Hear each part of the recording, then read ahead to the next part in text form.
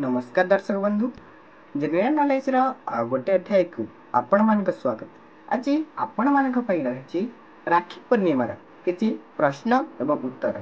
आज आम राखी पूर्णिमा क्यों ठाकुर जन्मदिन, राखी पूर्णिमा क्यों मसरे पड़े, राखी पूर्णिमार अन्य नाम कौन, यहपरी भाव राखी पूर्णिमा विषय କିଛି ପ୍ରଶ୍ନ ଏବଂ ତାହାର ଉତ୍ତର ବିଷୟରେ ଆଲୋଚନା କରିବା। ତେବେ ଚାଲନ୍ତୁ ଦେଖିନେବା ଆଜିର ପ୍ରଥମ ପ୍ରଶ୍ନ।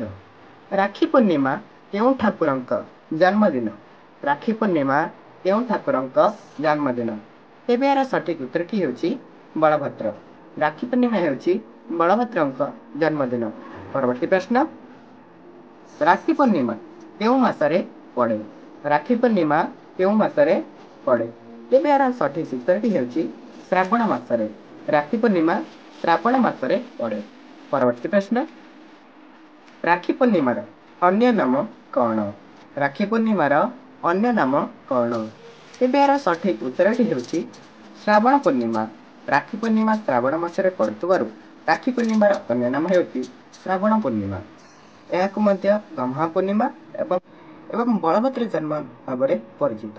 ପରବର୍ତ୍ତୀ ପ୍ରଶ୍ନ, ରାକ୍ଷୀ ପୂର୍ଣ୍ଣିମା କେଉଁ ଧର୍ମର ଲୋକମାନେ ପାଳନ କରନ୍ତି? ରାକ୍ଷୀ ପୂର୍ଣ୍ଣିମା କେଉଁ ଧର୍ମର ଲୋକମାନେ ପାଳନ କରନ୍ତି? ତେବେ ଏହାର ସଠିକ ଉତ୍ତରଟି ହେଉଛି ହିନ୍ଦୁ।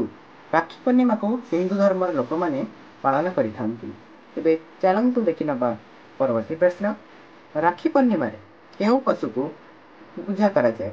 ରାକ୍ଷୀ ପୂର୍ଣ୍ଣିମାରେ କେଉଁ ପଶୁକୁ ପୂଜା କରାଯାଏ? ତେବେ ଏହାର ସଠିକ ଉତ୍ତରଟି ହେଉଛି ବଳଦ।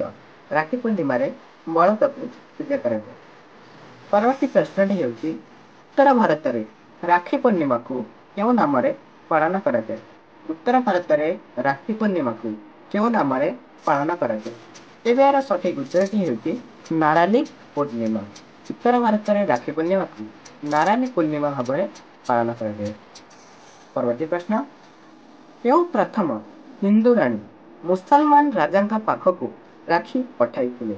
ପ୍ରଶ୍ନଟି ଆଉଥରେ କହିଦେଉଛି, କେଉଁ ପ୍ରଥମ ହିନ୍ଦୁ ରାଣୀ ମୁସଲମାନ ରାଜାଙ୍କ ପାଖକୁ ରାକ୍ଷୀ ପଠାଇଥିଲେ? ତେବେ ଏହାର ସଠିକ ଉତ୍ତରଟି ହେଉଛି ରାଣୀ କର୍ଣ୍ଣାବତୀ। ପ୍ରକୃତରେ ରାକ୍ଷୀ ପୂର୍ଣ୍ଣିମା ହିନ୍ଦୁମାନଙ୍କର ପର୍ବ, କିନ୍ତୁ ରାଣୀ କର୍ଣ୍ଣାବତୀ ମୁସଲମାନ ରାଜାଙ୍କ ପାଖକୁ ରାକ୍ଷୀ ପଠାଇଥିଲେ। ଧନ୍ୟବାଦ। ଜେନେରାଲ ନଲେଜର ଏମ୍ପୋରିୟମ ତରଫରୁ ସମସ୍ତଙ୍କୁ ରାକ୍ଷୀ ପୂର୍ଣ୍ଣିମାର ଅନେକ ଅନେକ ଶୁଭେଚ୍ଛା ଓ ଅଭିନନ୍ଦନ।